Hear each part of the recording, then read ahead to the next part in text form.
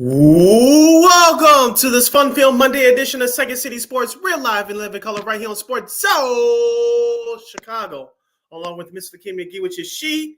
I am Sydney Brown. Hey, that's me. You can follow yours truly on the Twitter, X, and the IG at SidKid80. Once again, that's SidKid80. That's SIDKID80. That's SIDKID80. You can follow my Kenny McGee on the Twitter, X, and I can't come again, the IG. Make sure you download that Sports Zone Chicago app wherever you get your apps. Be sure to follow Sports Zone Chicago on all social media platforms on Facebook, Twitter, X, Instagram, and YouTube.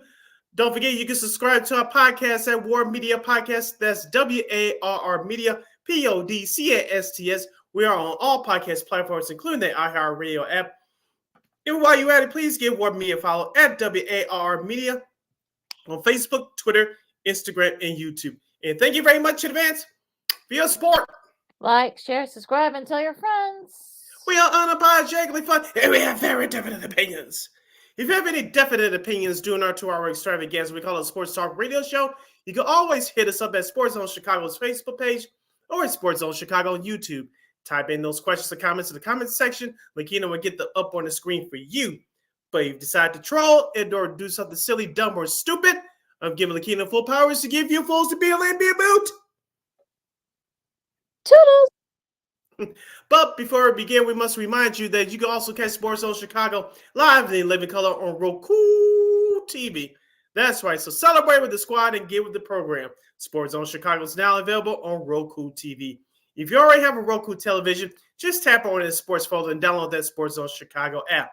If you don't have a Roku television, but you have some handheld devices laying around, iPhone, iPad, iTouch, your Chromebook, or your PC, just hit up the Google Play Store, download that Roku TV app, and access Sports Zone Chicago through that avenue. So no more excuses. Celebrate with the squad and get with the program. Sports Zone Chicago is now available on Roku TV. 24 hours a day, 7 days a week, 365 days a year. Live and on demand. Anytime, anywhere. And you know we will provide. And we will provide. I hope you guys had a great long Thanksgiving Day weekend. We got a lot to catch up on here on Second City Sports. Of course, we'll do the rest of the NFL Week 12. And, of course, we'll preview Bears and Vikings coming up tonight for Monday night. And, of course, Bulls. Okay. And the week in the NBA. Also, some college football as rivalry week. We got some great matchups. To recap, and also, with other rivalries as well. Some college hoops and time permitting, old school TV Monday. But first, of course, since the Bears don't play till Monday night, we're going to save them for last, as they should be. Let's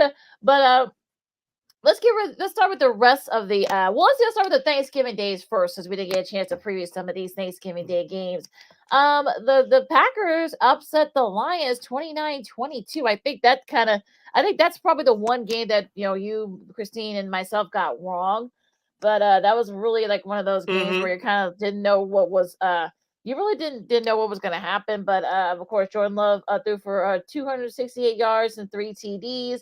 Also, Jared Goff had threw for 332 yards and 2 TDs as well for the Lions. But it was really the Packers defense that was a big story here in this first Thanksgiving Day game. And also, too, Jordan Love came out on fire. He was very aggressive early, hitting his targets like Romeo Doubs and Christian Watson. And so they got ahead of the Lions 20-6 after the first quarter. And Detroit did get back into it in that second half, but the Packers, I thought, set that tone in the first quarter, and that's what carried them throughout the game.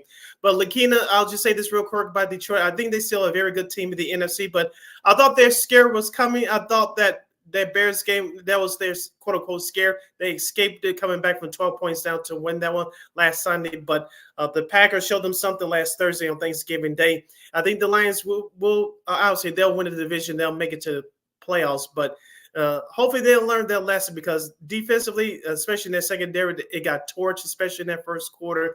And the offense, as we get outside that Bears game, when they trail by more than 15 points, they cannot come back. So, and they're better playing with the lead in the head. So hopefully the Lions have learned their lesson. They did get their 2 scares in these past 2 games.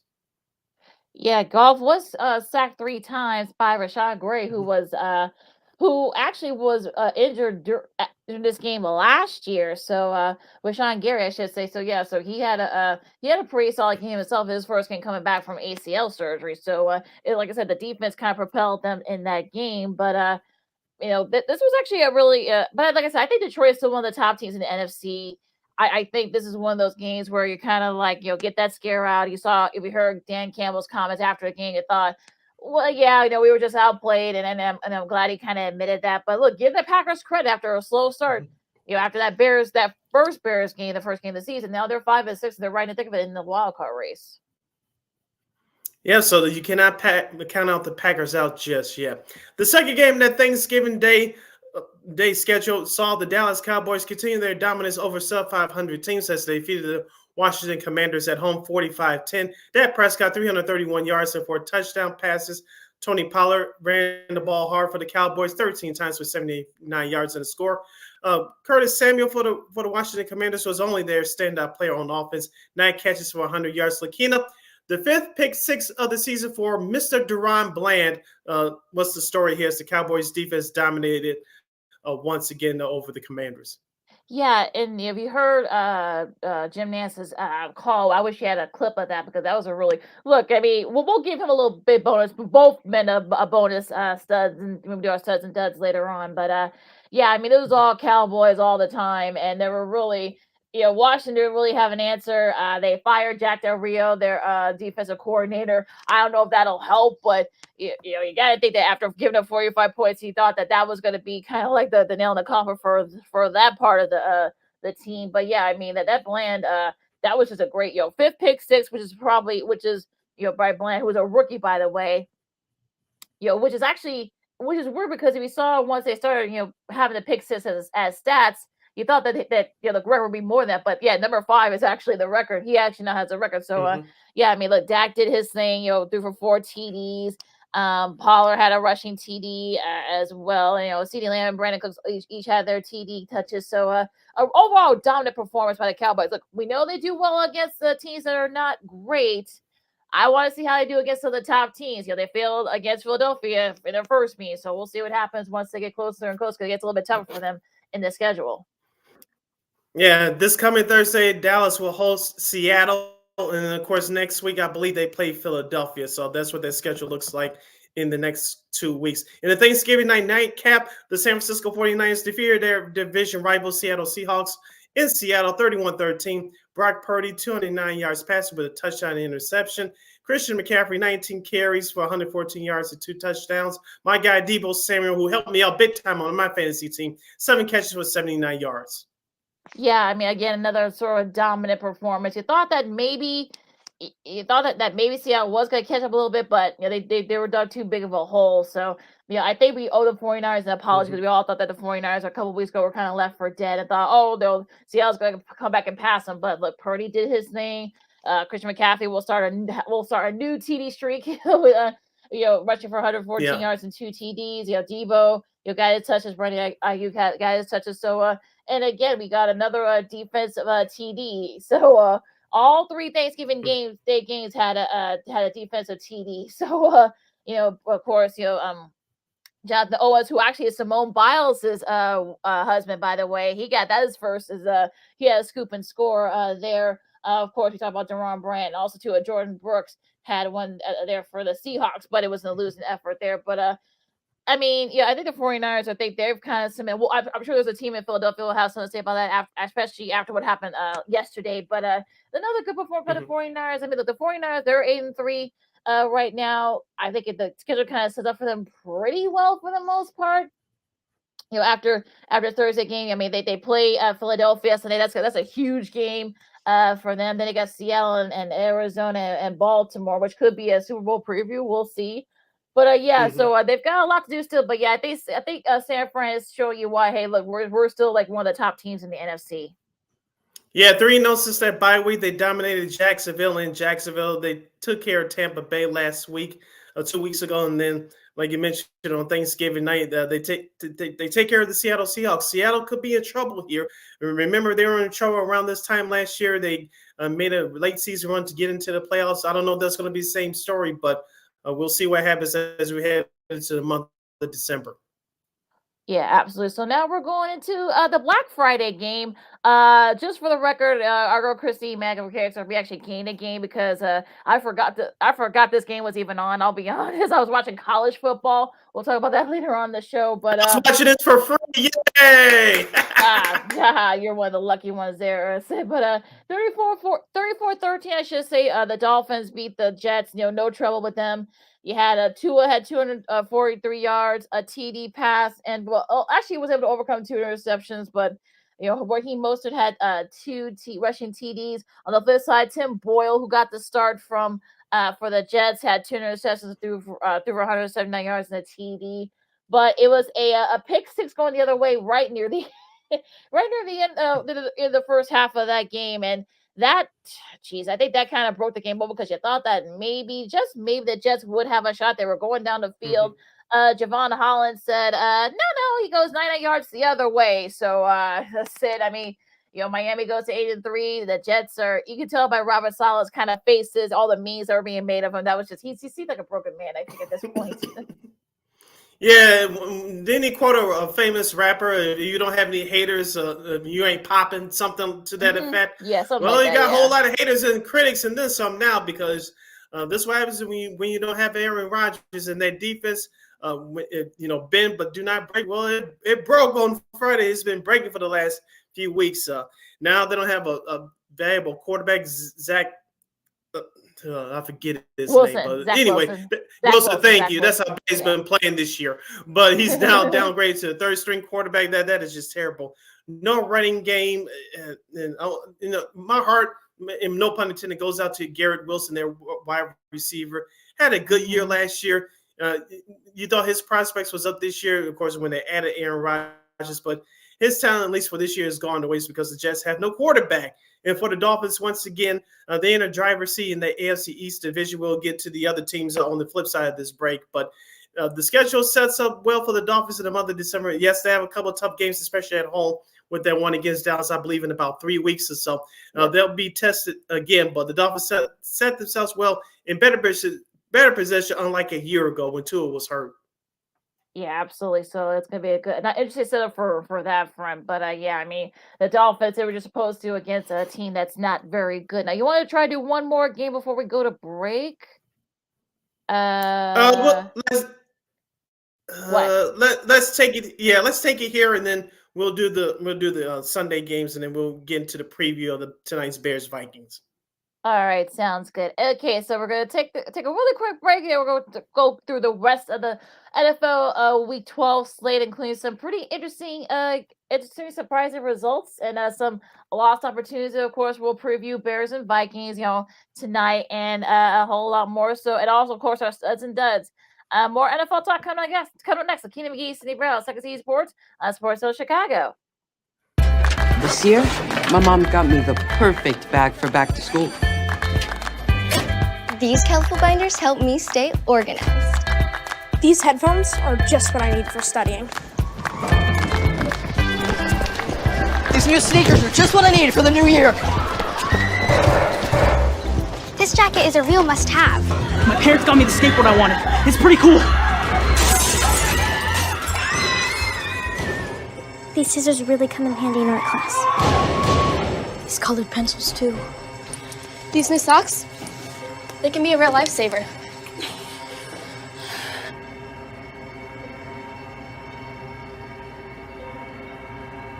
And I finally got my own phone to stay in touch with my mom.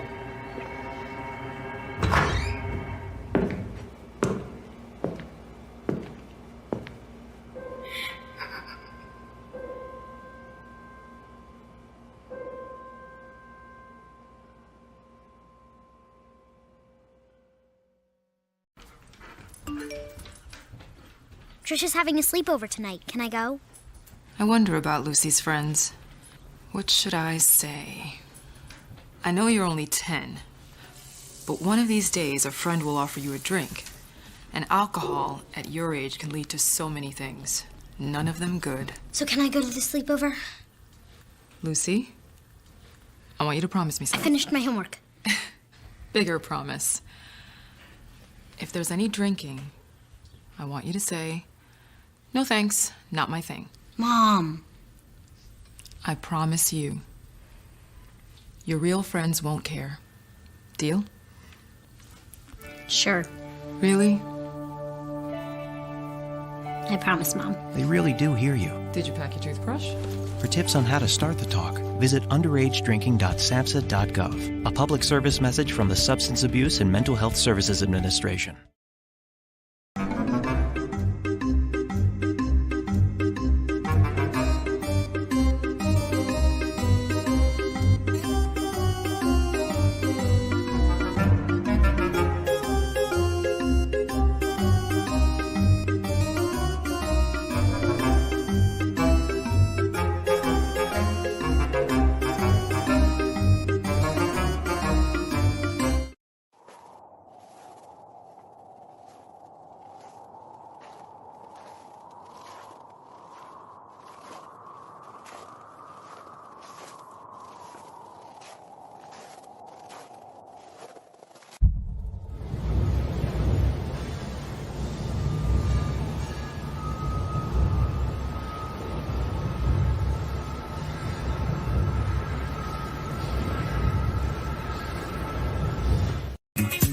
Hey, this is Dr. J, and I listen to Sean and Maya in the morning.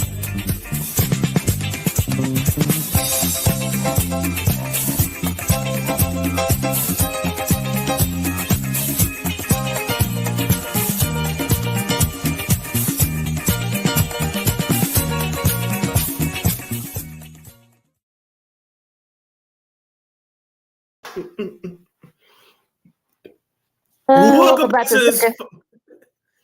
Welcome back to this fun-filled Monday edition of Second City Sports on Sports Zone Chicago. I'm Sid. That's Lakina.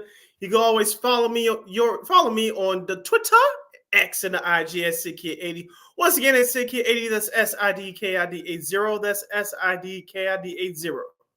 You can follow my Keenan McGee on the Twitter, X, and I can't go again, the IG.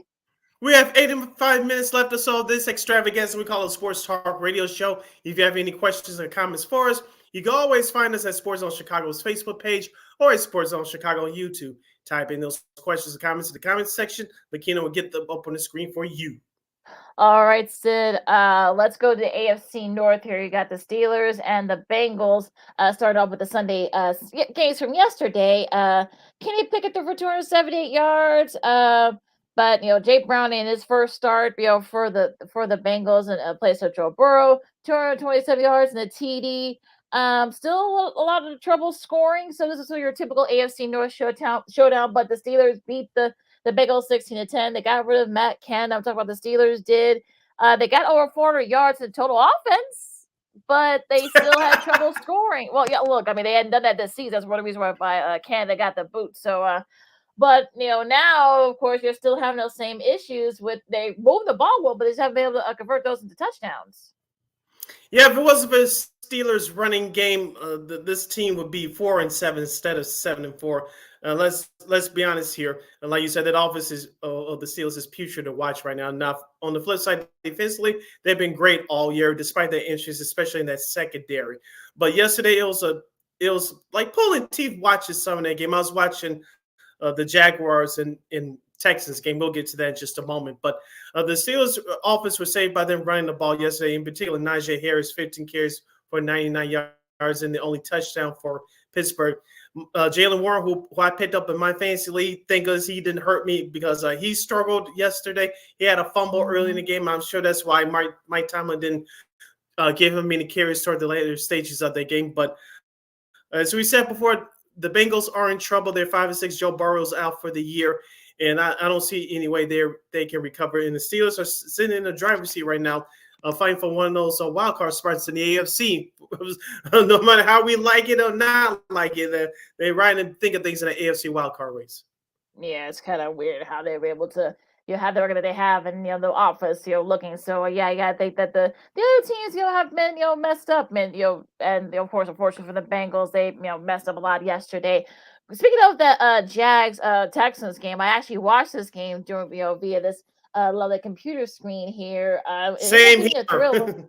Yeah, Jags just held off the Texans 24-21. Trevor Lawrence threw for a touchdown at 364 yards and an interception. CJ Stroud had threw for 2 TDs and a rushing TD. Actually, with that rushing TD, had a nice little celebration with reference to the movie Baby Boy, which of course, as I expected, Matt Ryan and a few others didn't get it. So you have to watch Baby Boy to actually get that reference from the infamous scene. But we'll talk about that another time. But on the it was really like the big plays late. I mean, the Texans, unfortunately, it was a missed field goal. Unfortunately, that could have forced into overtime. That didn't happen, and now the Jags are in the driver's seat in the AFC South. Yeah, this is an important win for Jacksonville because they lost to Houston at home early in the season and then got dominated at home. So this was an important win for Jacksonville. This was an important performance for Trevor Lawrence. He hasn't been playing well all season long. He's been treading water at best, but he kind of broke out yesterday, as you mentioned. Travis Etienne, I thought he was going to do a little bit better. I have him on my fantasy team, but that's besides the point. But he has 56 total rushing yards off for 20 carries. On the flip side, Lakina, for Houston, besides CJ Stroud, can we start calling Nico Collins and Tank Dell the best young wide receiver tandem in the league? Yeah, they're definitely. Maybe I'm just stretching it here, but I can't find anybody better right now, Tom, as far as young wide receiver cores around the National Football League.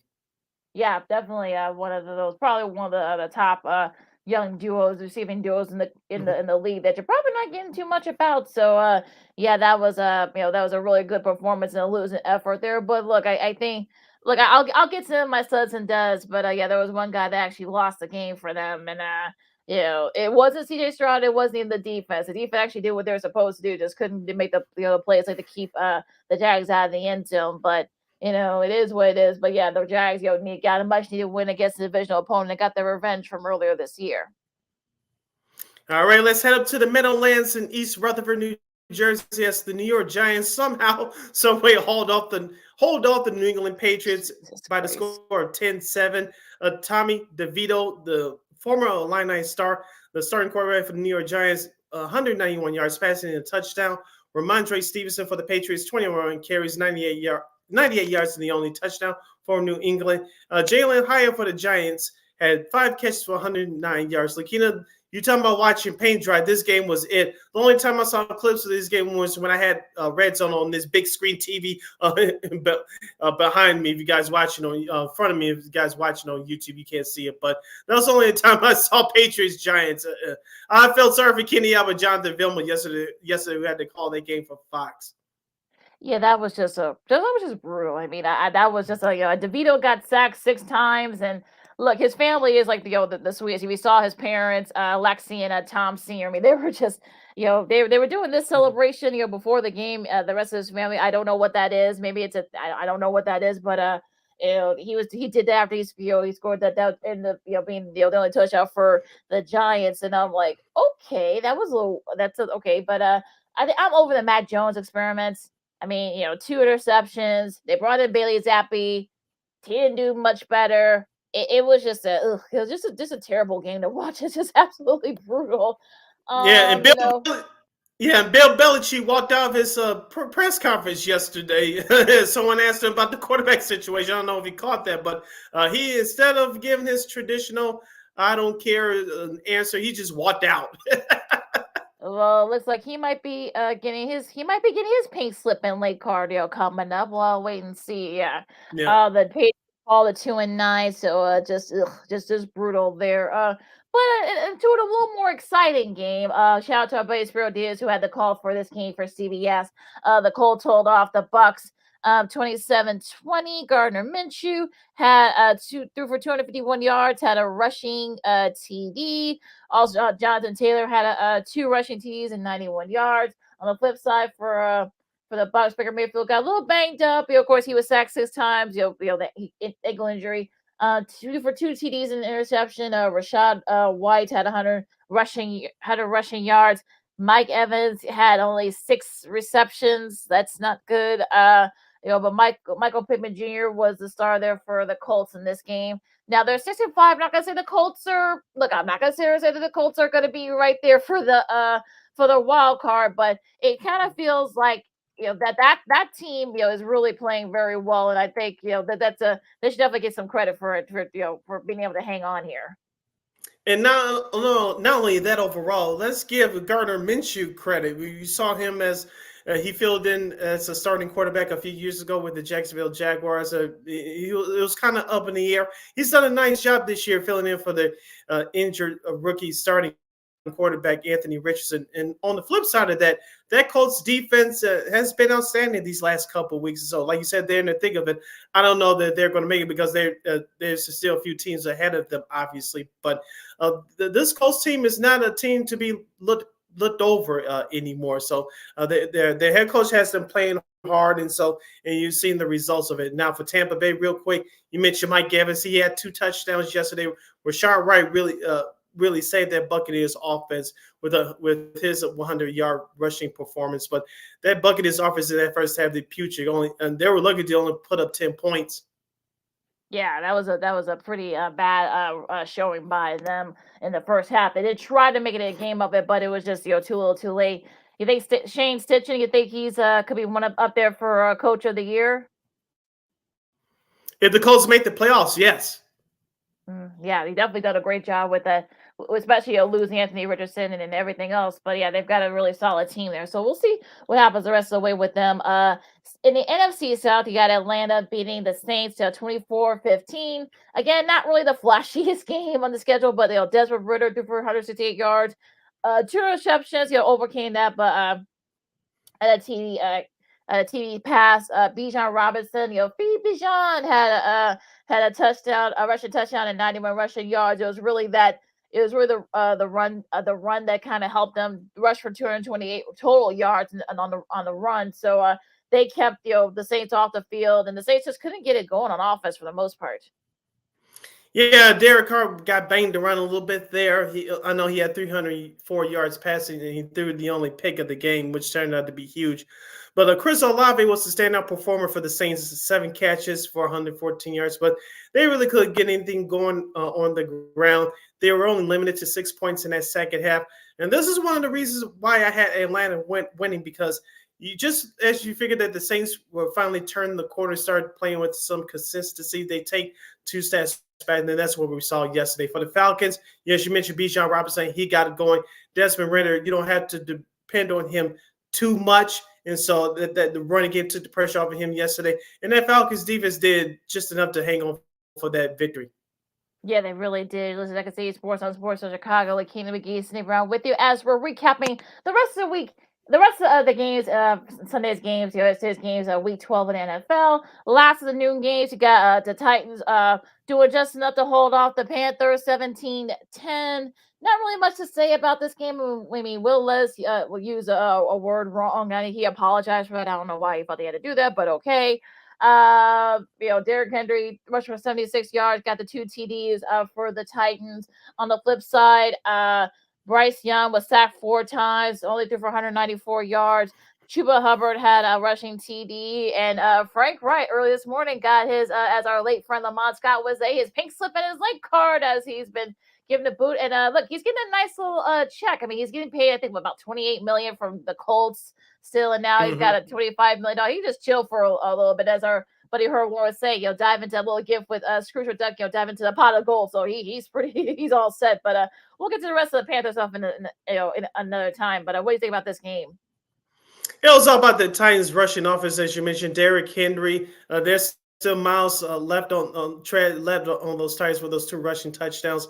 And the Panthers, on the flip side, you mentioned, they look putrid and they just couldn't get anything going. Now, me personally, I think this was an overreaction firing Frank Wright, but you still have some draft picks coming. I know the Bears own their first round pick this year before you guys yell at me, but this team is still being built from the ground up. And now you got to find a head coach that can hopefully use Bryce Young to his skill set. And you still got to draft some skill players to go with Bryce Young, i.e. a stud running back, i.e. a couple of wide receivers.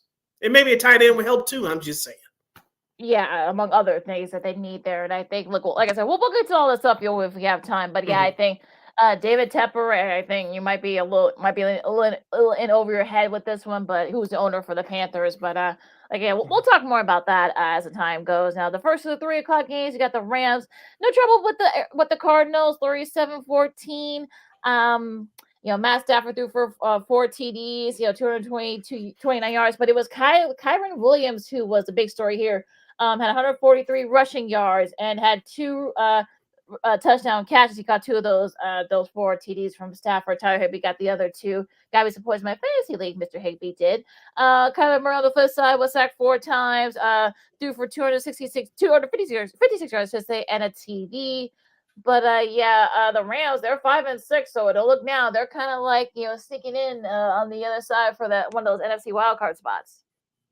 Yeah, this is the formula that the Rams have been trying to use all season long. Take pressure off of Matthew Stafford because we all know about his recent injury history, and we all know that the Rams are in transition right now. But the formula for them to win is run the football with Kyron Williams and Darrell Henderson, whoever else can run the ball back there for the Rams and play strong defense. And that's what they did yesterday against a lesser opponent. I know Kyler Murray, as we mentioned, he's still trying to get his feet underneath him, coming back from the ACL surgery. But the Cardinals is probably the only time you can say that they really looked bad all year because they've been playing hard all year, even though they don't have the talent. But this is the first time, in my opinion, they really looked bad from start to finish.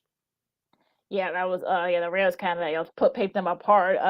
Williams, go back to Kyle Rose for a second. He becomes the first NFL player with 142 rushing yards, 140 plus with 8 receptions, 64 receiving yards, and 2 TDs. He did all of this for his first game back from IR. He had been on IR with an ankle injury, so not a bad way to get your first game off your belt after coming off of IR.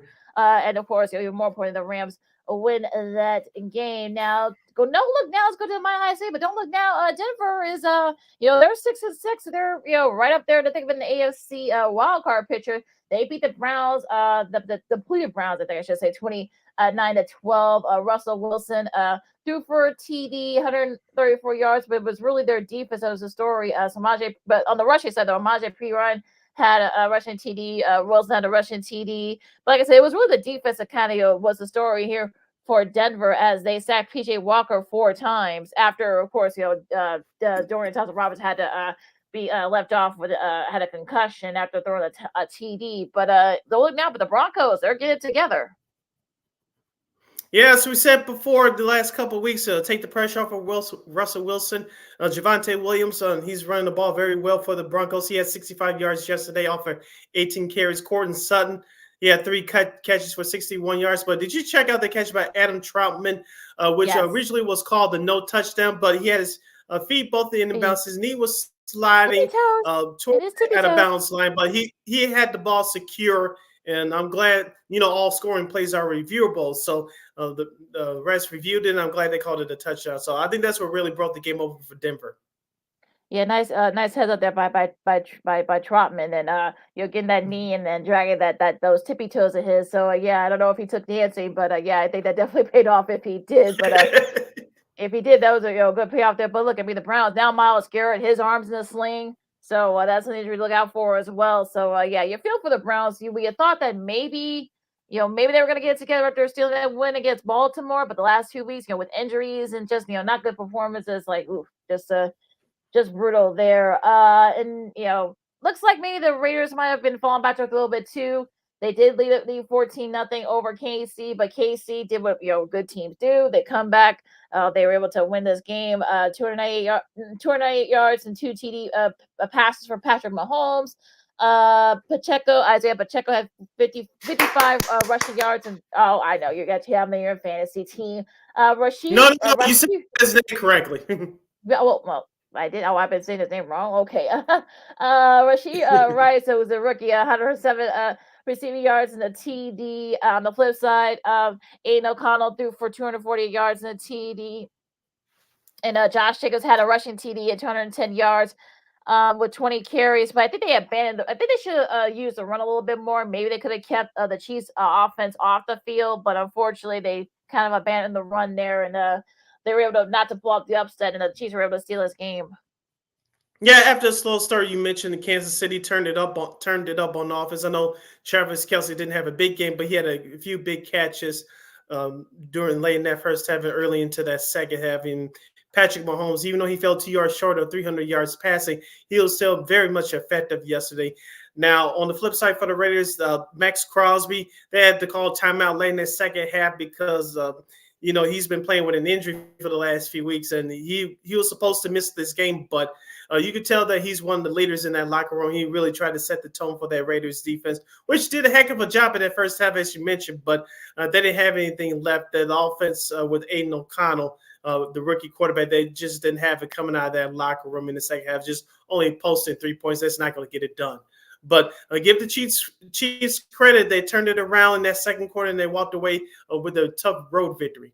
As I said before last Monday on this show, I didn't say Bills before that Philadelphia loss, but you knew deep down that the Chiefs lost to Philadelphia on Monday night last week, that they were going to come back and have a strong performance, and that's exactly what they did yesterday. Yeah, going back to Crosby for a second. I mean, I hope he didn't injure that knee even worse than he did, because he wasn't supposed to play yesterday. But yeah, I mean, he tried. You got to commend him for that. But I mean, the Raiders, they just, I think their shortcomings are now showing. And to the Chiefs' credit, they were able to do what great teams do. I mean, they were able to find a way to come back and win it. Speaking of Philadelphia, this was probably one of the best games of the week here. Philadelphia beats Buffalo in an overtime thriller, 37-34. Jalen Hurts with a walk-off rushing TD. He also threw for 3 TD passes. On the flip side, Josh Allen threw for 2 TDs, threw for 339 yards. He also rushed for 2 TDs and was also the leading rusher. I know Sid hates that when that's the case. But yeah, this was actually a pretty thrilling game. And I will say this. I know people keep saying, look, give Philadelphia some credit. They did what good teams do. They came back after giving up a field goal. They came back and tied it. Now they were able to, Jake Elliott tied it with a career high field goal for him, one of his career high field goals. They came back, gave up the field goal. The Bills did for the Bills, and now the Eagles were able to march on the field and had a walk-off TD with Hurts. Yeah, for Buffalo, you played well for most of that game, for at least through the first 3 quarters. That fourth quarter, they had the missed field goal, and then they had that turnover, which got Philadelphia back in the game. Before then, that Philadelphia offense was putrid to watch. They couldn't get anything going as far as the running game was concerned. Jalen Hurts, he struggled passing. On the flip side for Buffalo, they're very aggressive offensively, but once the turnover happened to start that fourth quarter, you could tell that the wheels were coming off of Buffalo. So Philadelphia, they really escaped with this win. Buffalo should feel much worse because they gave this game away. Now they're sitting at 6-6. In my opinion, they don't have any more mulligans left, so they're gonna have to win out to make the playoffs now.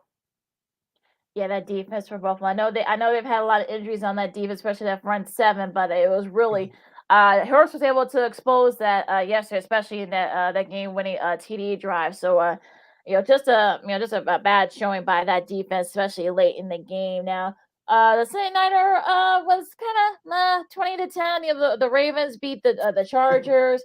Lamar Jackson threw for 177 yards and a touchdown. On the flip side, Justin Herbert, 217 yards and a TD. He was sacked 3 times. He was the leading rusher. Herbert was for the Chargers. Zay Flowers had a touchdown, rushing touchdown, and 2 TD catches. Well, actually, a rushing touchdown and a TD catch, and the Flower celebration. That was actually pretty funny. Even though I thought Lamar was not a very big fan of the first one, but look, I mean, but also it was a defense for the Ravens. I mean, they did just enough to win this game for them. Yeah, the Ravens defense we don't talk about as much because many people don't think that they have quote unquote stars on their defense, but they do. Jadeveon Clowney Lakina had a strip sack and a fumble. Mm-hmm. Oh, I thought he was retired 5 years ago, but that wasn't the case. And so I had this game on a little bit last night, and I said, Baltimore could take that next step if they just stop having these stretches of not scoring touchdowns. Yeah, that could be the game that, especially if you want to. I know. Thankfully for them, it didn't come back to bite them in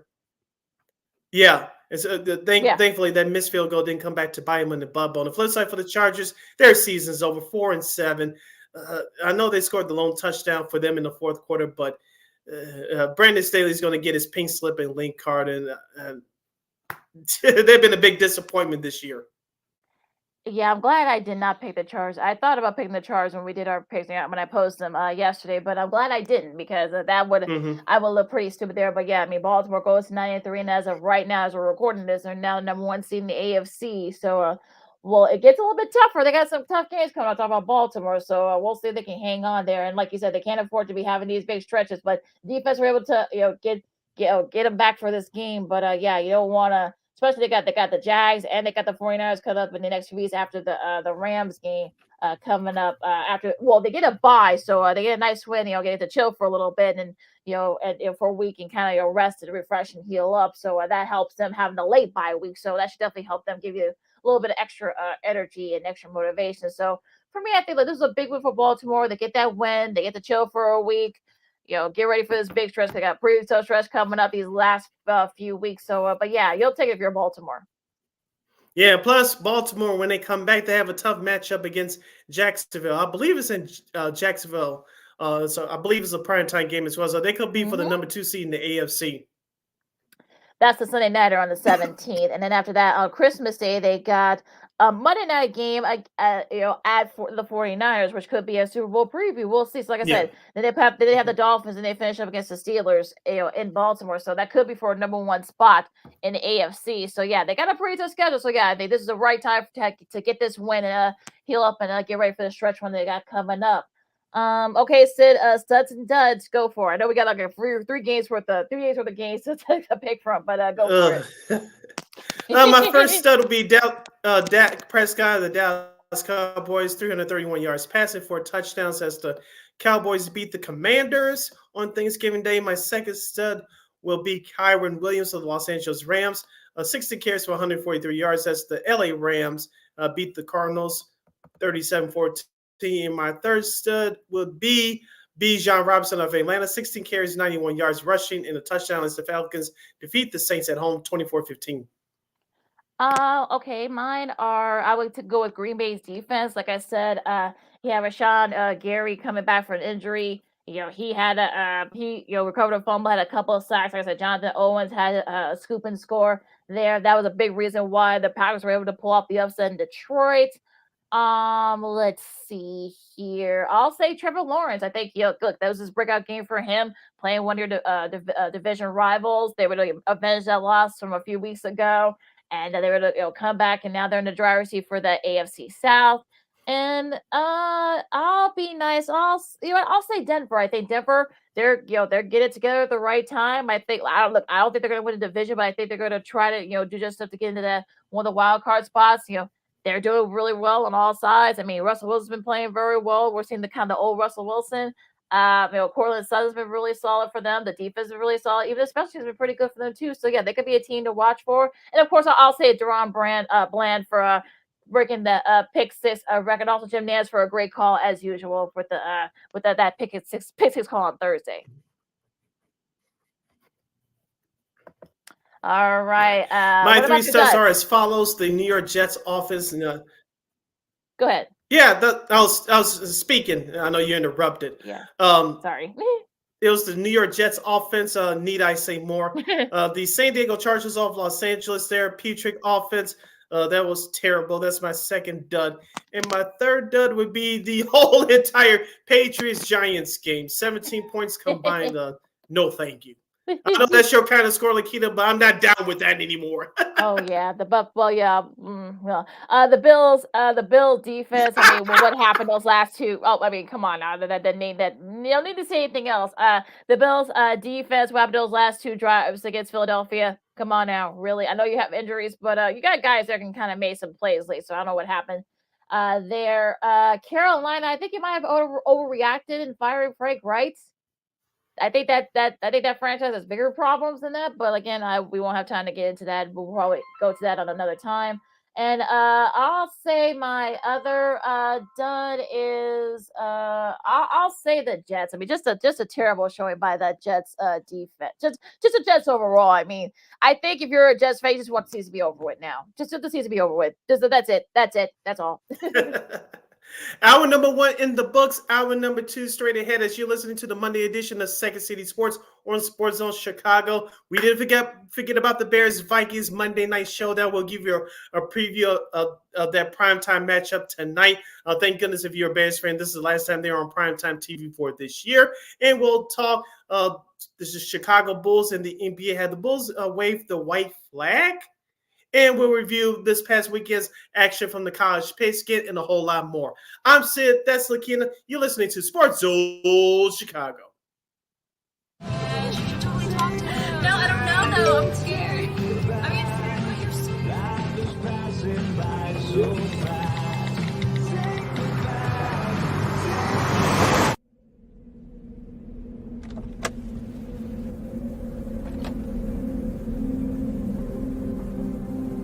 Do you know that you're in my lane? No, not at all. Are you not paying attention? Are you texting? I was just checking in with my mom. I was telling her that I thought we'd be home by 6. It's okay. There's enough time.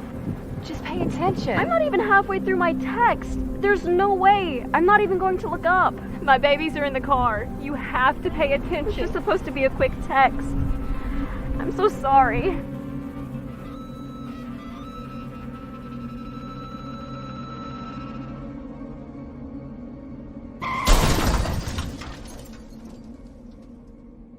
Hi, I'm Tom Brady, the director of DODEA. September is National Suicide Prevention and Awareness Month. The simple act of reaching out and caring for those in our communities is something we all can do. Just being there for someone you care about can be a tremendous first step in getting them access to confidential resources and support that they need. It only takes one person and one small act and 1 minute to make a difference. Let's make a difference.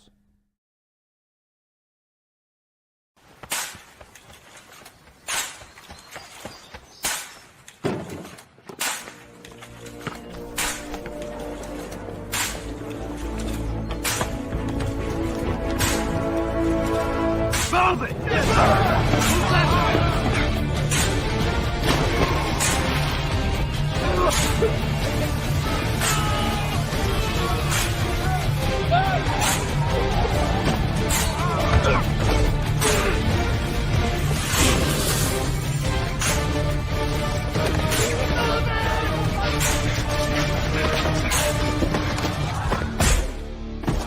Many will hear the calling. Few will earn the title. United States Marine. The few, the proud, the Marines.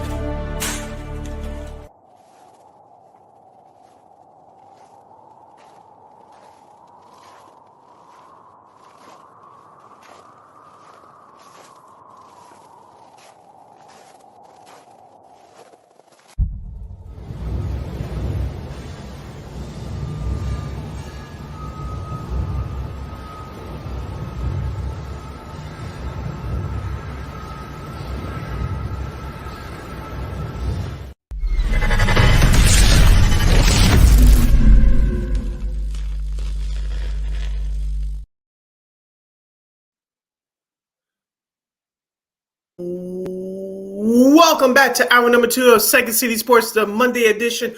We're live in living color right here on Sports Zone Chicago. I'm Sid. That's Lakina. You can follow yours surely on the Twitter, X, and the IG at SidKid80. Once again, that's SidKid80. That's SIDKID80. That's SIDKID80. You can follow my Keenan McGee on the Twitter, X, and Keenan's coming in the IG. We have less than an hour left for this extravaganza we call a Sports Talk radio show. If you have any questions or comments for us, you can always find us at Sports Zone Chicago's Facebook page or at Sports Zone Chicago on YouTube. Type in those questions or comments in the comments section. We'll get them up on the screen for you. And just a daily reminder, you can also catch Sports Zone Chicago in live and in living color, now available on Roku TV. All right, so let's keep this short and sweet because I probably will not watch much of this game. You just mad there's no Manning cast tonight?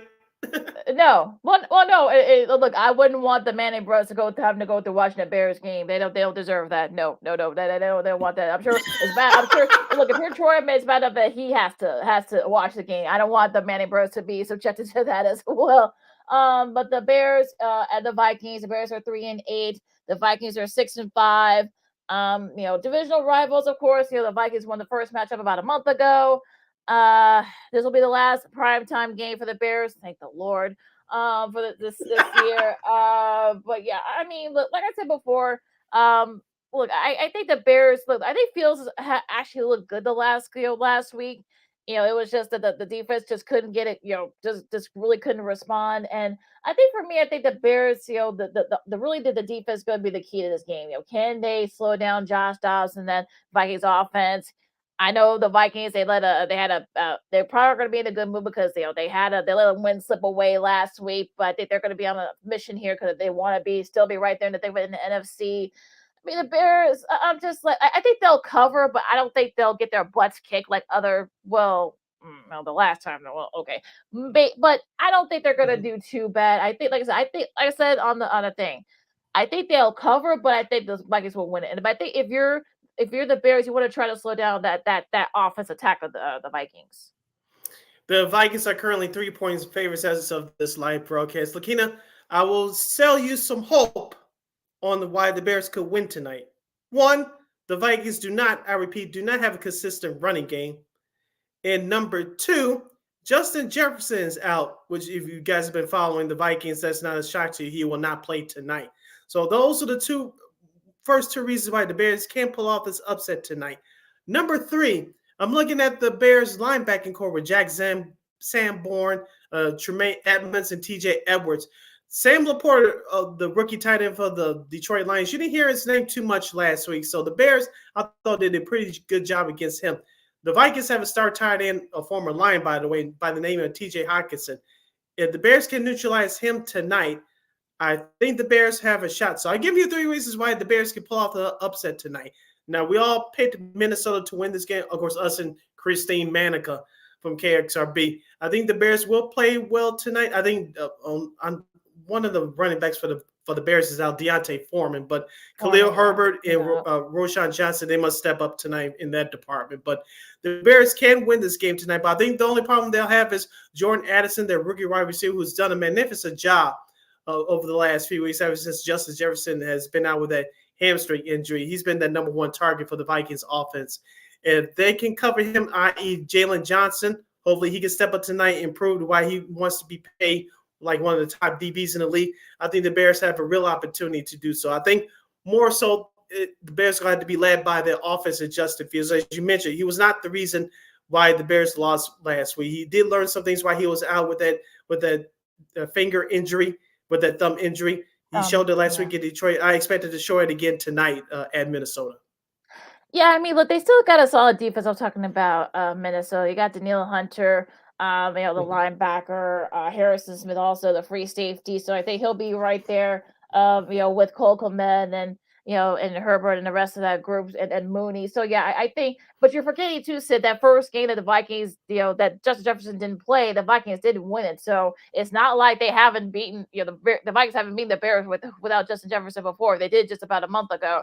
So, that first reason is a little bit, I know I'll give you the last two, but I think the first reason is a little bit, kind of like out there since they did, play the first game, without Jefferson. So, I think, for me, I think this is going to be one of those, grinded out games. I think it's going to be kind of like one of those grinders. And I feel like, I think, like I said, I think the Vikings will not be in a good mood after what happened last week. I think they really felt, that they let that game against Denver slip by them. I know, Dobbs was the first, game that Dobbs actually made some mistakes. And I think the cold and the mild high air might have something to do with that. So I think for me, they're gonna be indoors, so it's gonna be a little more controlled. I think there's gonna be a nice little battle between him and Fields. But I think for me, the Bears have not shown me that they've improved in any aspects. Maybe a little things here and there, but they've shown that they're not, they're not there to make that step yet. And I know for all the Bears fans, they want to try to say, oh, look, the Bears can go a little bit of a run. Well, look, so far they haven't shown you they could do that. I mean, they let the Lions game slip away. You're playing a Vikings team that are going to want to avenge that loss, the loss they had to Denver. So for me, I'm just like, okay, all right, show me that you've improved. Show me that I know these last years are going to be pivotal for Fields because I'm sure he's going to want to, whether the Bears pick up his option or he gets traded or whatever, but I think he's going to want to play a little bit of have a good performance. So for me, this is sort of like one of those things where you're just like, okay, all right, show me that you can take this these next few weeks, and then maybe I'll believe you. On the flip side, for the Bears defense, looking as I mentioned with their linebacking core earlier, as a whole, that Bears defense, don't forget what they did in that first half against the Lions. Even though it was tremendous, it was a tremendous performance. Not too many people talked about this. I forgot to mention this in our last episode last week. The Bears defense were 0 for 6 in third downs. The Lions were 6 for 6 in their third down conversions in that first half. So they cannot give the Vikings offense any life tonight, especially on third down. And number two, Minnesota is feeling the pressure because what we talked about last hour, Green Bay winning on Thanksgiving Day in Detroit, and Minnesota still has a firm on second place in the NFC North division. So it's obviously a bigger game for Minnesota tonight to keep Green Bay at bay. No pun intended in the NFC Central. It's NFC Central. The NFC North. In the NFC North division. So pressure is on the Vikings for sure tonight. But like you say, it's going to be a close game. I think the Bears will still continue with that momentum that they're trying to build at Detroit last week. But Minnesota is going to have a little bit too much for them at the end there. Yeah, I think, look, you play 4 quarters, you don't play a single half. And I think that's what happened with the defense last week for the Bears. Those last 2 drives against the Lions where they would have just, Goff was able to, march them down the field and just, made it look easy. I know David Montgomery, they play again on Sunday. So, they're going to want to keep that going. I know they're not going to be in a very good mood talking about Detroit either. So, we'll talk about that game on Friday. But yeah, you can catch that Monday night game between the Bears and the Vikings, of course, on ABC, ESPN. Like I said, no Manning cast. Sorry. I think that's probably painting Eli planned it that way. But you can catch it on ABC and ESPN starting at 7:15 Chicago time. As you listen to Second Sports on Chicago, with Keenan McGee, Cindy Brown with you. And on the flip side, though, let's talk some NBA and Bulls. Do we have to? Child, they were up. Well, I don't want to go too far because we'll just do some of the games. But they had a big lead against the Nets, the Brooklyn Nets. They got cold in the beginning of the middle of the third quarter, and then the Nets were able to pull off the win there. But it kind of felt like the Bulls at this point have waved the white flag. At least I'm hoping that's not the case, but it's starting to kind of look that way. They're 5-13, and I'm starting to, with all the trade rumors and all that. I know DeMar, after Friday's game, DeMar wasn't very happy after Friday's game. It's just like, I know he had 27 and that way. Oh, Patrick Willis has been playing better. He had 20 points. Yay! Yeah. Yay! But only 6 points for Vooch. He was over from the 3-point area, and the bench was really non-existent for the Bulls. So I don't know what's going on, and personally, whatever. But what do you think, Sid? Man, you must be thinking of I don't know if that's a good thing or a bad thing. Out of my head, Sid. Yeah. Besides putting out a great show. But I kind of felt more of that in Friday's game than in last night's game at Brooklyn, that the Bulls have really gone through the motions and waving the white flag. I'm not going to say that they quit, but I kind of getting those vibes. I usually don't want to go off of feelings and first instincts, but that's kind of what I felt after watching that game last Friday at Toronto, which put the Bulls out of the play-in tournament. I know they didn't give a damn, but that's another issue. But last night's game, as you mentioned, they started off hot, but and during one stretch in that second half, they went 8 for 31 shooting, and the Brooklyn Nets hit 26, 27 3-pointers as a team for the whole game, 16 of them in the first half.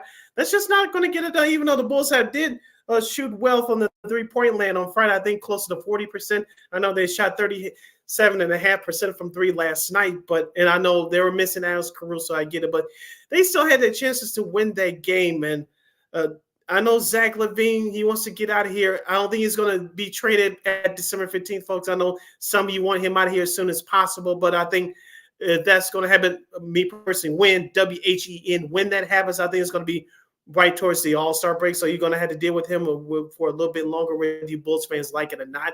But I think Zach LaVine has been a little bit more selfish with his play lately. Like I said, DeMar DeRozan, let's be honest here. Do you really want to stay here in Chicago, knowing that this team could be in a full rebuild? I don't think so, especially the years piling up on him. I wouldn't stay here either. It's just like this mix just doesn't work, Lakina. And as we many people want a full rebuild, and you may get that. I know we'll talk about it 1,000 more times between now and the trade deadline at the All-Star break in February. But just the way this Bulls team is playing right now, it's not inspiring. And I was watching the post-game show last night on NBC Sports Chicago, and they had a graphic that said that the Bulls on a season-high 4-game losing streak. The way that team's been playing lately, look like it's been on a 10-game losing streak. That's kind of what it felt like, and I'm wondering, like, I think you're wondering, like, mentally, like, are some of the guys, like, DeMar, and he wants to get out of town. We've heard the rumors about Caruso. It's just like one of those things where you're kind of like, okay, well, what's going on here? Like, what is it? The coaching? Is it the players? Is it that this mix? I mean, I know people want a full-on rebuild, but as I've been saying it, I'm gonna keep saying it until I can't turn blue, obviously being dark skinned, but I can't turn blue, but I mean, like, are you going to be patient for a full-on rebuild? I want to know, because you won't, because you could have been like, look, it looks like Orlando's finally starting to figure it out. They finally got that mix of players with Carter Jr. and Pacaro. They had a good win against Charlotte yesterday. I'm talking about Orlando, but again, look how long it took them to get to this point. Do you really want to go through this with the Bulls? And then I kind of feel like this is sort of one of those things where it's just like, it's very disappointing, because like I said, that Lonzo injury, I think that's what started this whole spiral, whether people like it or not. I think they could have, I'm not gonna say they would have won the championship had Lonzo stayed healthy, but I think they could have been right there in the thick of it, on the top side with Philadelphia, with Boston, with Milwaukee. They could have been right up there with them, had all those injuries and such. It didn't happen. I know folks don't want to hear that, don't want to have that conversation, but yeah, I think we should have that conversation. And I think also, too, the ownership of the Bulls, I think that's played a part of this as well. So I think for me, I think at this point, I'm kind of like, oh, they win? Okay, great. If they lose, okay, whatever. So I never thought I would say this in my years as a Bulls fan, but just a little bit of a synopsis from the our buddy Matt Peck from THCO's rant.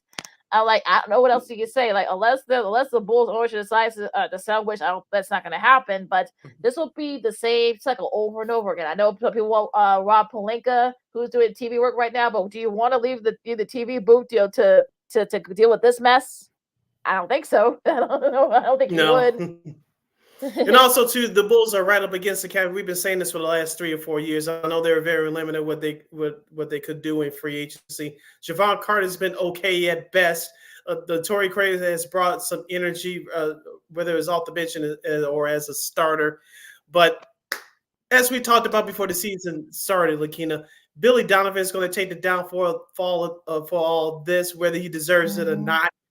I know he signed that quote unquote secret extension before the start of last season, and I think he's going to save face before the rest of the dominoes start to fall. So changes come. It's just a matter of when. WHEN, when. And Lakina, call me crazy. I know some people won't say this publicly yet, but if Patrick Williams decides to continue to play like this, do you think he can bring something back? He's not going to bring a humongous haul. Let's be real here, Bert. But you could bring something. You could bring something back for him, and let that other team sign him to close to $100 million contract extension, because the Bulls ain't gonna have that money for him. Yeah, so save that money and go to someplace else and whatever. So yeah, I kind of think yeah. I mean, I would say if he continues to play hard, by February, by the trade deadline, I think you can probably try to get something from him. Maybe get a mid-level first round, because you don't have a first round pick, so you can kind of try to get something for him, especially if he continues to play like this, and we'll see what happens. But yeah, at this point, let's talk about the rest of the NBA, Sid, because I'm getting depressed here talking about the Bulls. Well, what caught your eye this week or this weekend in the NBA? The Milwaukee Bucks trailed by 26 points to the Portland Trailblazers. They come back to win by the score of 108-102. Damian Lillard, a.k.a. Dame Time, was 4-12 shooting from downtown. He had 31 points. Giannis Antetokounmpo, a.k.a. the Greek Freak, had a team high 33 points. It looks like Milwaukee's starting to get on a roll here. I know they lost a tough game at Boston last Wednesday night, the day before Thanksgiving, but it looks like they're starting to turn it around. The Los Angeles Lakers picked up a key win as they continue their East Coast road trip. They beat the Cleveland Cavaliers last Saturday night. Anthony Davis came up, as I've been begging for, like everybody else been begging for all year. You've been lobbying for it. Yeah, become the man, become the alpha man, the alpha dog, dominate the fourth quarter. LeBron James, I know the Cleveland Cavaliers organization honored him before the game, but you saw LeBron's stats from last Saturday night. That's where he wants to be. That's where he should be for this point in his career. He's going to turn 39 here coming up next month, but you don't need LeBron James scoring 30-plus points a game. That's not going to happen, and especially at a guy his age. So Anthony Davis picked it up. Also to D'Angelo Russell, some of the other guys picked it up as well. So it looks like the Lakers are starting to turn it around a little bit there. Like I said, I was impressed by Milwaukee's comeback yesterday. Also, too, the Phoenix Suns. I know that Kevin Durant missed last night's game as the Suns beat the Knicks by 3 in Madison Square Garden. But Eric Gordon's starting to play well, even though he's we call him the ageless veteran. He's starting to play better. Also, to Devin Booker, he's starting to come into shape now as he's starting to get healthy. He hit the game winner last night over 2 Knicks players in front of that bench. It was nice to see. Yeah, that was pretty impressive there. That was really cool. Especially, I'm glad you had to kind of had to pick up with the slack. I'm glad Gordon, because he's gonna. I'm sure Katie's gonna be taking these games off from time to time. So yeah, I'm sure hopefully Gordon knows that he's probably gonna have to step up. But yeah, I mean, look, Phoenix is playing very well. I think they're like 4 of their last 5 or 5 of the last 6 or something like that. Despite no Bradley Beal, so that's a nice, really nice showing for them. I know the Lakers. I know they lost a tough one to Dallas on Wednesday. I watched that game, but they've responded pretty well in the beginning of their road trip. So that was really cool to see. I think Philadelphia too. I think Philadelphia, they've been, they got a nice win on Saturday against OKC. There's been stuff that came up about Josh Giddey. We won't get into that, but yeah, Google's your friend, as Lakina would say. I'll leave it at that. Exactly. We'll leave it there. But you have to bounce back after the tough loss to Minnesota on Wednesday, the day before Thanksgiving. They got a nice win against OKC. Boston beat Milwaukee on Wednesday. Jaylen Brown had 26 points, and I think for me, this could be the first of many meetings between these two teams coming up. So that was a nice win for them. I'm talking about Boston, but Golden State, speaking of Golden State, I mean, they lost a tough one against Phoenix, during that little streak that they were going on. I'm talking about Phoenix, and they did bounce back against San Antonio on Friday. So what do you think? Should as our buddy Colin Mills would say, I mean, should Warriors fans be a little worried? A little worried, yes. I know Draymond Green is due to come out off of his suspension, I believe, this time later this week or next week. And I think Steph Curry I think he's returning sometime this week, I believe. So we'll see what happens once the Warriors get those 2 stars back. And we'll see how they play. As I said before, we'll give them to Christmas, assuming that all the guys are full go, i.e. healthy, and we'll see how this Warriors team looks because, as we said before the start of the season, this Western Conference is stacked. You have Denver, you have the Clippers. They're trying to turn around here a little bit. You mentioned Phoenix, and of course, Denver, the defending world champ. So you cannot take a night off. If you're a top contender in the Western Conference, you mentioned OKC, Sacramento. They started to try to get back to their winning ways. So you cannot take a back seat and have a long losing streak in the Western Conference. If you do, you're gonna have a tough time catching up. If you do, it may be too late. It might be. So yeah, you better try to get it going. If this is going to be especially with Christmas coming up, and that's really going to see where this team is at by then. So I say let's wait till see where they're at by Christmas, and then after that, if they're still not doing well, then you can kind of figure it out. The Clippers, I think they've been playing okay lately. They got a big win against Dallas over the weekend, so I'm thinking maybe they're starting to kind of I know they lost a tough one to the Pelicans, but they've been playing really well before then, so. Maybe they are starting to kind of get it going a little bit. Let's see here. Miami, I know they lost a tough one to the Knicks. The Knicks got the revenge there, but they did beat Brooklyn on Saturday. So I think maybe Miami's starting to figure it out a little bit. there as well. So yeah, I think it's pretty been pretty stacked this last week. I mean, it'll be interesting to see, like I said, as we're getting closer and closer to Christmas and folks started paying attention. We'll see where these teams are, especially into the Western Conference, because it's going to be a slugfest. You're going in the end there, and you see the standings right now. I want to go back to the East, Lakina, and I want to have a question and I want to make a point. I'll make my point first about the Boston Celtics. I know they won again last night, Sunday, against the Atlanta Hawks. We're 13-103.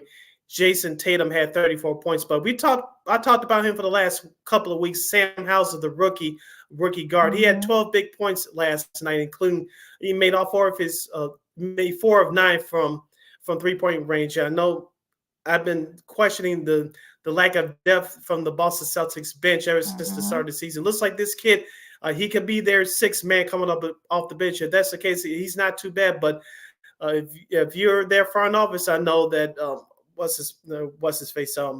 Their former head coach Brad Stevens. Brad Stevens. Brad Stevens. Yeah, Danny Ainge is in Utah, but if you're Brad Stevens, hopefully you could acquire some players at the trade deadline to bolster up that depth on that bench, because I'm worried about that if you're a Boston Celtics fan going into the playoffs. Heaven forbid that Jason Tatum and or Jaylen Brown gets hurt at some point this year. Hopefully they don't, but if they do, their lack of depth on the bench could be a problem. I know that Kristaps Porzingis, he'll probably do the load management thing this year. I know he's missed some games already, but the games that he's played, he's looked great in. So you already mentioned that situation. So Boston is playing very well right now. Sam Hauser, their rookie guard, should get a little bit more credit than he has been. Now, I want to ask you a question, Lakina, and this ties into the Bulls a little bit. Just a question. With the Philadelphia 76ers and still battling with Boston and Milwaukee for the top spot in the East, you have Joel Embiid. You have Tobias Harris, who's been a disappearing act here and there. But Tyrese Maxey is their number 2 guy. Do you think that Zach LaVine would be a perfect fit for Philadelphia? I'm trying to figure out what would be, where we probably were. Okay, you can play him in the point, but I'm wondering, like, would he and Joel Embiid, coexist? That's kind of been a problem, because apparently, I guess he and DeMar haven't been able to coexist. So, would you have that same problem with Embiid? So, I think that's going to be something. Maybe a new scenery for him might actually help him. I think DeMar might be a better fit for Philadelphia than Zach. Mm-hmm. Just because I think that he can take the pressure off Embiid and vice versa. But I think, look, both of if the Bulls had to trade but one or both of those guys, I think one of them probably could end up going to Philadelphia. And I think this is going to be interesting to see where all this kind of plays out in the front, in the sense of the fact that, okay, I know Caruso, rumors of him going to Milwaukee and other guys as well, other places as well. So I think this is going to be interesting to see where the Bulls decide where AK and Eversley decide to put these guys, should they break this core up. And I think for me, if you're Boston, you definitely need the extra depth at 6 guy. I think the Caruso might be a good fit there. Mm-hmm. If you're Philadelphia, I think if you're gonna need somebody to kind of pick up the slack, because some guys, I know Maxey's been okay, but they've always been kind of been up and down. So I would say, I think DeRozan might be a better fit there. Now, Zach, I know that some people said maybe Zach, go back to Los Angeles and play for one of the Lakers or the Clippers. I don't know if they have anything to give up to get to give up to the Bulls to get him. But I know Miami's been another destination as well. So I think they'll definitely have a nice little choice of players of teams, I should say, to give to for Zach to go to. We'll see. Yeah, Jimmy Butler and Zach LaVine. Oh, that's going. I don't think that's going to work. That's just me. That's just me personally. But going back to Philadelphia, I think you're correct as far as DeMar DeRozan being a better fit, because he's that veteran guy that can get them over to the next level. Like I said, you wouldn't have a problem with Embiid. Zach LaVine still thinks he's a superstar, and like I said, him and Joel Embiid could clash, and you definitely do not want that if you're Philadelphia, because let's be real. Joel Embiid, even though he's still healthy right now, he's your defending MVP, regular season MVP.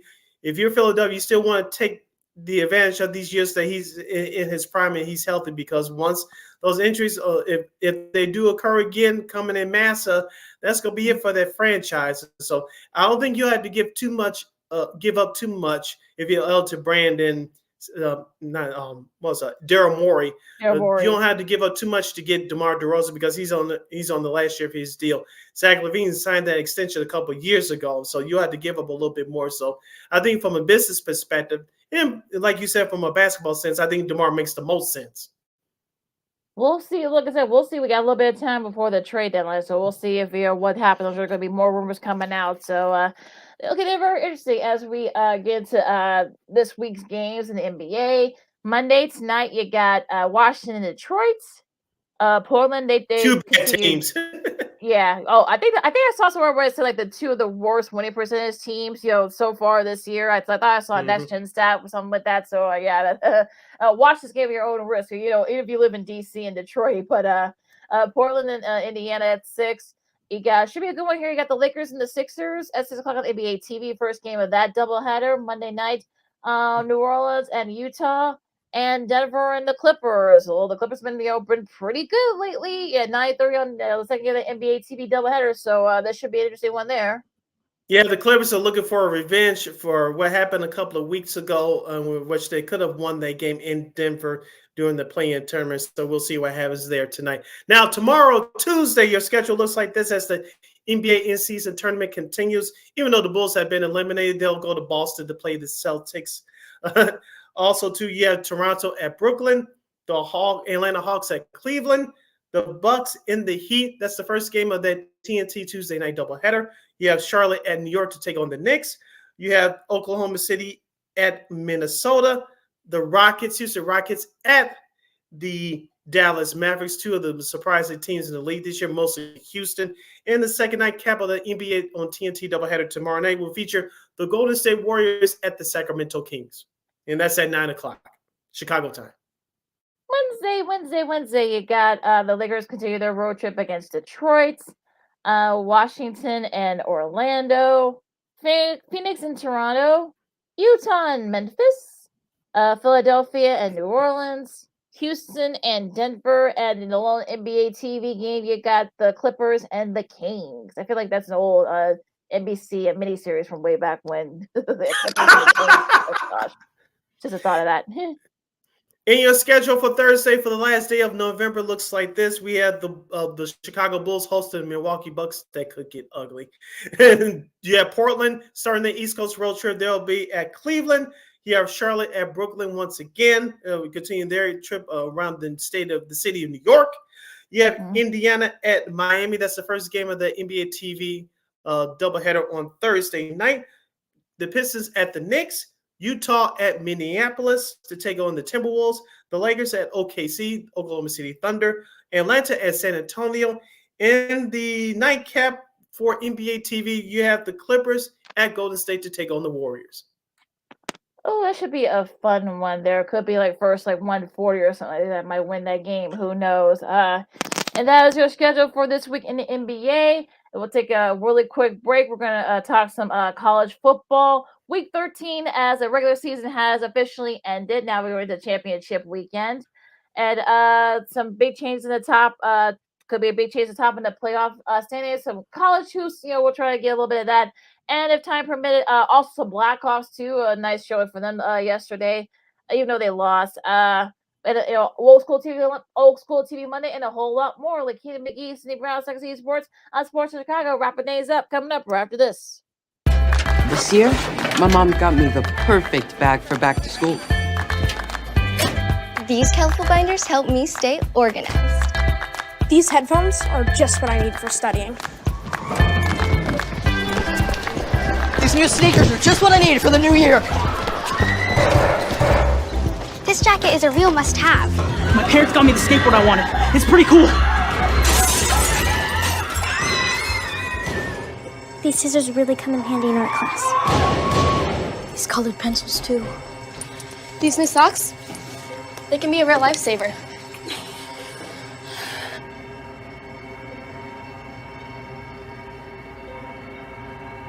I finally got my own phone to stay in touch with my mom.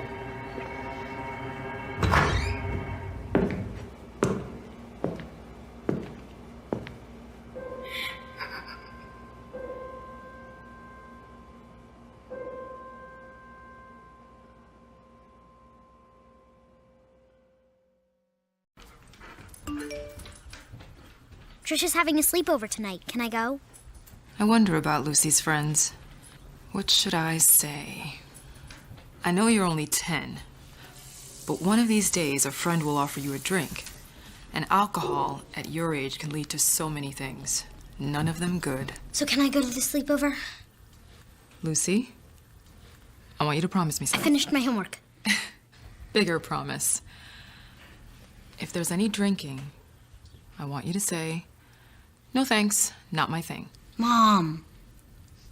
I promise you. Your real friends won't care. Deal? Sure. Really? I promise, Mom. They really do hear you. Did you pack your toothbrush?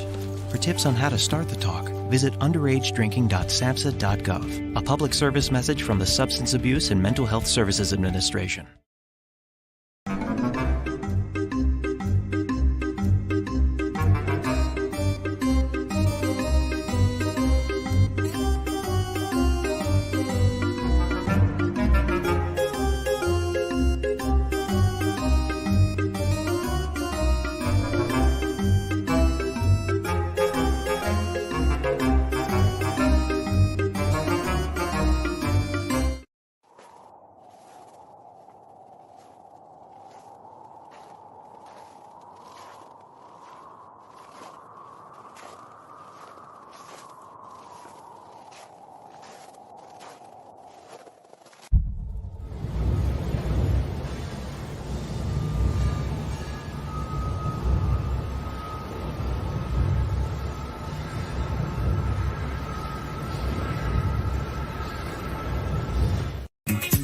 Hey, this is Dr. J, and I listen to Sean and Maya in the morning.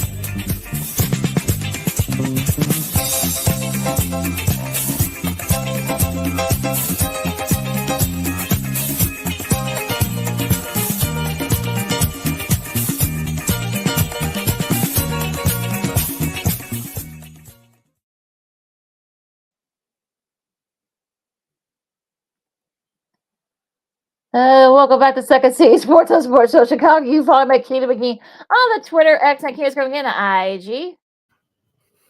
You can follow yours truly, Sydney Brown, on the Twitter, X, and the IG at SidKid80. Once again, at SidKid80, that's SIDKID80. SIDKID80. We have less than a half hour left for this extravaganza. We call it Sports Talk Radio Show. You have any last minute questions or comments for us? You can always find us at Sports Zone Chicago's YouTube page or at Sports Zone Chicago on Facebook.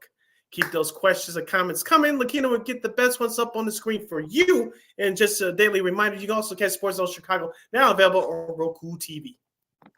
All right, Sid, let's go into college football week 13 as the regular season has wrapped up. Ole Miss beat Mississippi State in the Egg Bowl. Again, that they call it that. I don't. The Civil War, you got Oregon basically dominated Oregon State 31-7. And also, too, unfortunately, Oregon State, they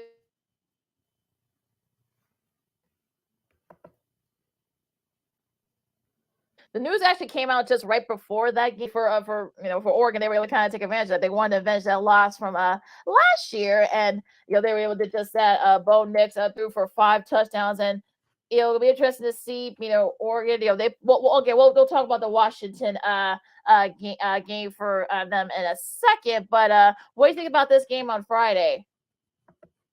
Yeah, so we talked about on our last show last week. Lakina, Oregon is trying to keep. They have a slight edge over Washington for their 4th and last spot in the college football playoff. We know that star quarterback Bo Nix is up for the Heisman Trophy this year, so all the pressure is on them. So far, they had a great season. So the way they dominated Oregon State last Friday, I thought that was key. Now, I know we're going to bring up this game now, but Washington barely getting by Washington State 24-21. Michael Penix Jr., I know he didn't look the best, but he's still, in my opinion, one of the top candidates for the Heisman Trophy in the country. He's definitely a top 3 quarterback.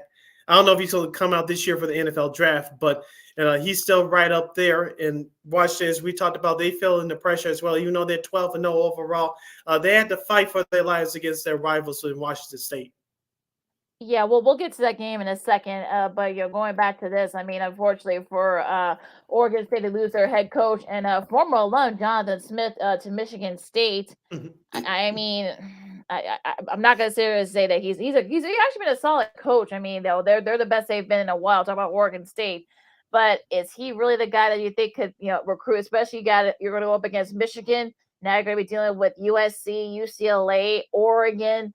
Washington now in the Big Ten. That's going to be pretty tough. I mean, I think he knows how to do that since, of course, he coached in the Pac-12 for years. But this might not be a good hire. But again, we'll see about that.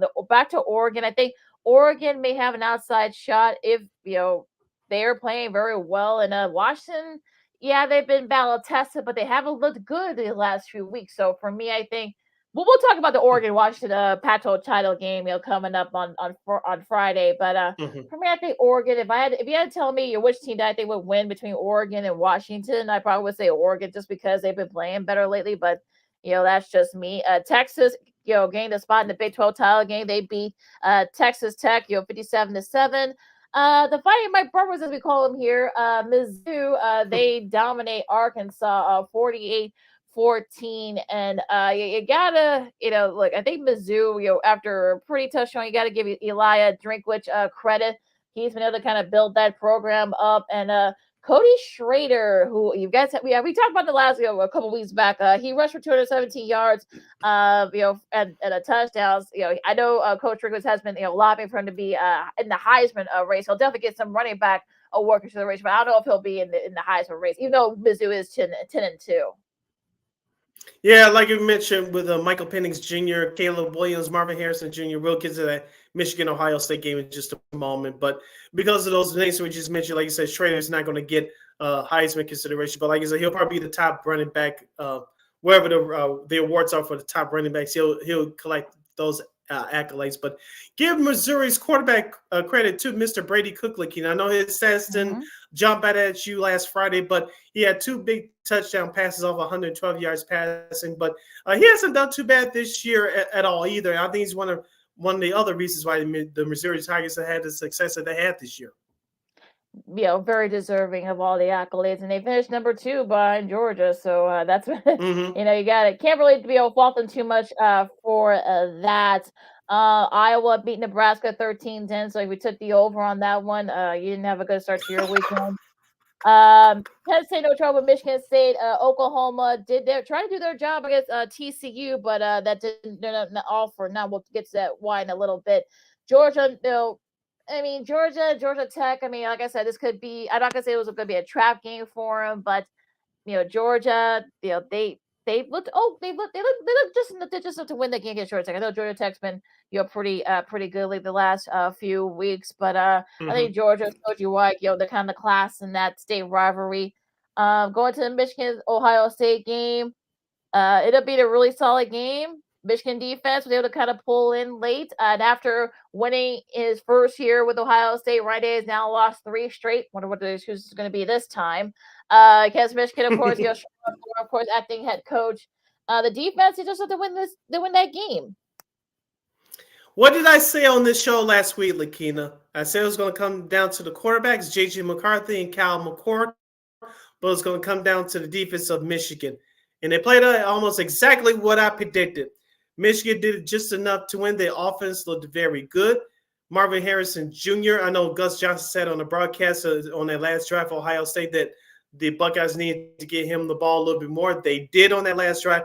Cal McCord, after the first quarter, he did turn it around, but when it counted the most, he threw that critical interception. That's when the Michigan defense stepped up to pick him up and to hold on to win the game. Cal McCord, 271 yards passing, 2 touchdowns. That's impressive, but those 2 critical interceptions, that's, in my opinion, that's what cost Ohio State. Yeah, definitely. And Michigan, stepped up on it on the defensive side. So they'll play Iowa on Friday for the Big Ten title. Washington State, I know you talked about this. Washington need a field goal to win. I mean, like I said, I really feel like Oregon has the edge here. At least I know Washington, they kind of had to grind out. That's what good teams do. But you can't afford. I know Oregon's going to want their revenge, especially because I know they felt like they let that game kind of slip away from them in their early season matchup back in October. But We'll talk more about this, on Friday. But yeah, I think Washington. Like I said, if I had to choose between Oregon and Washington, I think I'd probably give Oregon the edge right now, just because they've been playing better. Yeah, and I can see people making that point because of what's been happening the last few weeks. But like you said, Washington has the edge because they beat Oregon, a close one in their backyard back in early October. So they have the important edge right there. As I said the last couple of weeks, Lakina, I'll say it here and I'll repeat it again on Friday when the Pac-12 championship will take place on ABC from Las Vegas. Whoever wins this game between Oregon and Washington, they're going to clinch the fourth and final playoff spot in the college football playoff. We already know that the first three spots are pretty much locked up with Michigan, Ohio State, and Georgia. But whoever wins between Oregon and Washington on Friday, that team is going to the college football playoff, and that's it. All right, but there's a team in Tallahassee that may have something to say about that. I mean, they needed a little bit of a miracle here, but Florida State did beat Florida again, 24-15. And look, I know they're undefeated. I know Danny Cannell's been very adamant about his nose. I know he played QB for the nose back in the early 90s, but I just don't see, even if they do beat Louisville on Saturday in the ACC championship game, not having Jordan Travis, I think that's going to play a little bit of a part. There's a reason why they were knocked down in spots after that injury, to Travis on last week. Tate Rodmaker had 134 yards.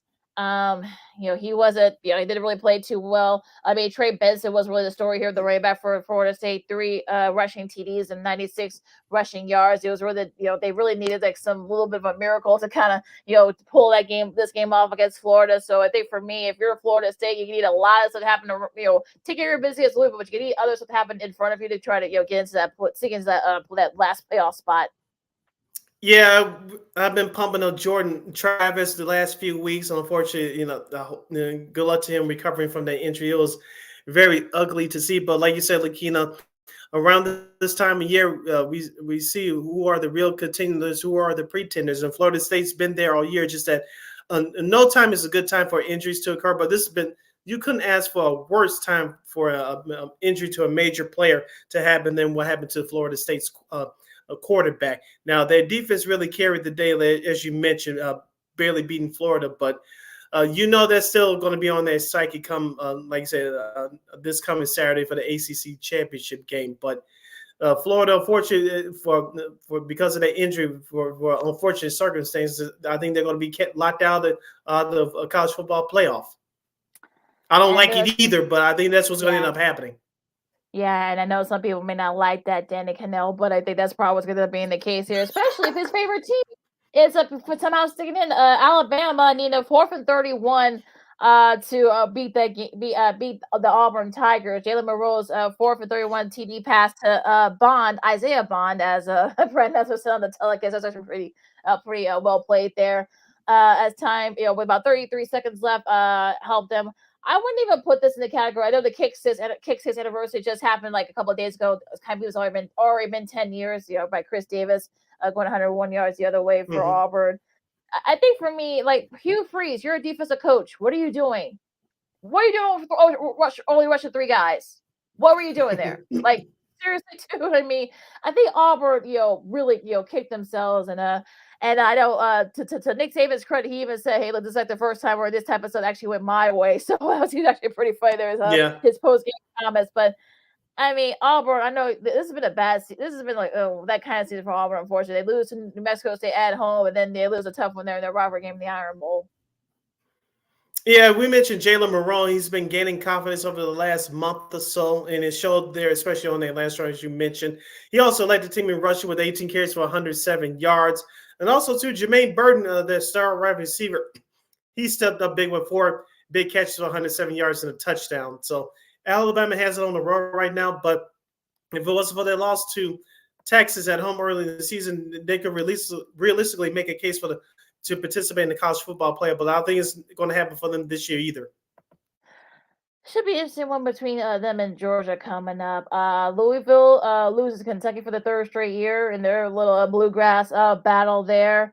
That would have helped Florida State if they had won that game. They've been played each other, but unfortunately that didn't happen.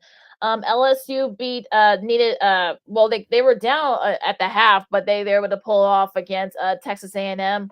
Jaden Daniels. I know some people say he should be in the Heisman driver's seat. He had threw for 235 yards and 4 TDs.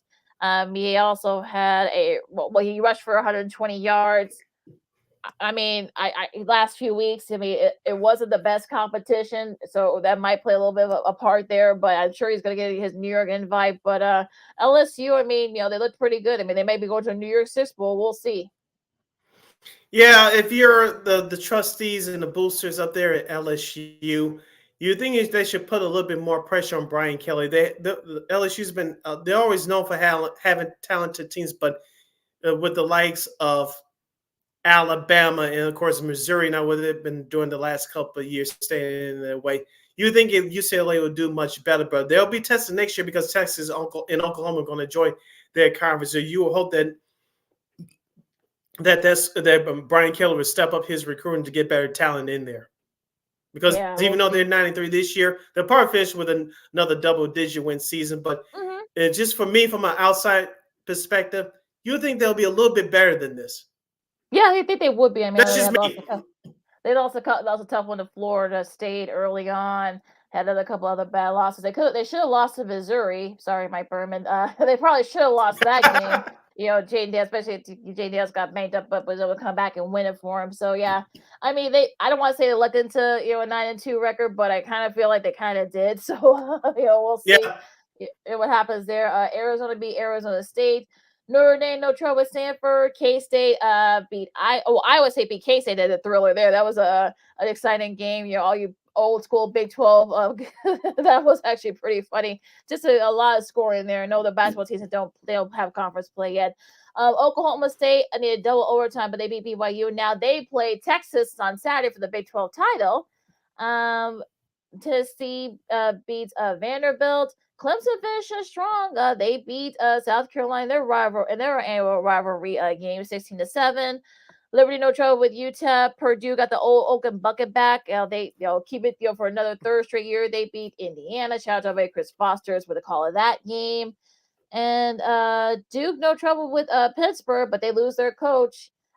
He's going to Texas A&M after Mike Stoops decided to turn the job down there, the coach of Kentucky. So that was an interesting sequence there, and that's pretty much about it for that. I mean, Illinois loses a tough one to Northwestern. That actually was a pretty exciting game. Wisconsin beat Minnesota. Could be PJ Fleck get his pink and late card, and that's it. UCLA. Cal beat UCLA 33-7. Maybe Chip Kelly's back on the hot seat again. Yeah, I pretty much think so. Back to locally in college football, Northern Illinois, the Huskies finished their regular season 5-3 in the MAC, but 6-6 overall. They beat Kent State 37-27 on the road. You mentioned with Northwestern having 7 wins on the year. Utah finishes strong at home, as we predicted. They beat Colorado, Deion Sanders and crew 23-17. Utah finishes the year 8-4, 5-4 in Pac-12 play. Colorado 4-8, 1-8 in the Pac-12. As we said before, we'll say it again. Deion Sanders and looks like maybe Pro Football Hall of Fame Warren Sapp maybe joining his staff to help recruit some players for next year. We talked about this before, Lakina will say it again for Colorado. We really didn't think they were going to do anything this year. They have 3 more wins than they did a year ago. Deion Sanders has been the talk of the college football world, especially early on with that upset win over TCU. He's brought attention back to that program. I think they'll get better next year, but they have a lot of work to do. Definitely, and we'll see if I know they got I know they got one of the top running backs in the country. I don't have his name, kind of escapes me right now. He's going to Colorado. We'll see, especially with the NIL, and especially with all of the conference realignment. They're going back to the Big 12, so we'll just see how that affects recruiting, especially. So that's going to be interesting, to see what happens there. I mean, look, I think as we get into championship weekend. In college football, I mean, like I said, there's still a lot to be decided in some of these with these conference championships. So I mean, could there be chaos? Could we see some type of weird maneuvering. So weird things happen in championship weekend. So again, we'll get really deep into it on Friday. But yeah, I kind of feel like what this could decide a lot of things. I think maybe it's just me. It was more anticipation for a championship Saturday last year because it was a little bit more chaos than entering this year. But as I said before, Lakina, I said again, the winner between Oregon and Washington on Friday. Like I said, we'll give you a full preview coming up on our next show on Friday. But I think the winner of that game will clinch the fourth playoff spot in the college football playoff. Let's just say, even if Georgia loses to Alabama, which I don't see happening, but let's just say they did, Georgia's still good. Okay. Michigan, I think their second spot is wrapped up. Ohio State, their spot is wrapped up. So, like I said, it's going to come down to that Pac-12 title game. What happens in the others on the following day, I don't think it will matter as much, but we'll see. Yeah, I mean, I know Texas. I know some people in Texas feel like they may have an outside shot, but a lot has happened in front of them in order to for that. I know they beat Alabama, so that gives them a little bit of an edge there. So if they should beat Oklahoma State and win the Big 12, and even if Alabama does somehow upset Georgia, Texas can say, "Hey, look, we beat y'all early this year." So for us, I mean, that might be that give them the edge there. So yeah, I mean. Again, there's be some chaos. I mean, that's still a lot to be decided. So we'll see what happens there. Like I said, we'll dive deeper into this on Friday. But yeah, I mean, as I can say, sports Chicago, Lakina McGee, Cindy Brown, with you. A little college hoops talk for you, real quick. We'll keep it short and sweet there. But Purdue is now the new number 1 in men's hoops after winning the Maui Invitational, beating Marquette and Duke to do it. So. That's a nice win for Zach Edey and the rest of that gang. Like I said, I'm personally cheering for Purdue. I think after what happened last year, losing to Fairleigh Dickinson, I think they really need a chance. I know they're on a mission, so that should be interesting to see what happens there. So like I said, UIC had a nice showing at a tournament down in the Bahamas. Yeah, I think it was in the Bahamas, losing to Greensboro in the title game. That was really cool. But again, FAU, I think, like I said, they were really close to going to the Final Four last year. So they're all those players are back. They're sending a message this year that, hey, look, we're not a fluke. We're here to stay. So but it really UConn's been, they I think people are forgetting that they just won a they're the defending champions. They're undefeated. They're 6-0, but I think you're Danny Hurley, you're okay with that. So but yeah, I mean, I know you haven't had a chance to watch some college hoops, but really quick though, some of your early impressions, I guess, for what you have seen. Yeah, you mentioned UConn, and we talk about this with college football. We'll bring it here. I know we'll get into more as the schedule really kicks off next month for college basketball. That's when I really get into it. But not the NIL rule, which is important too, but the transfer portal. We talk about the how it's affecting college football. It's really affecting college basketball as well with all the parity has been going on for the last few years. UConn can be there again, Lakina. You talk about Kansas having pressure on them with Bill Self this year. That's going to be ramped up. I'll take it back here locally. Brad Underwood and the Fighting Illini. That team should have been advanced in the NCAA tournament last year with all that talent they had. I'm putting the pressure on him and that program this year. Well, you mentioned with the UIC, can they finally get over the hump? Shout out Jay Hood. Hope we can get him on this program down the road. But maybe UIC can make one of those underrated schools here in the state of Illinois that can get into the dance. Missouri Valley Conference, we talked about Illinois State. Can they make it through Southern Illinois?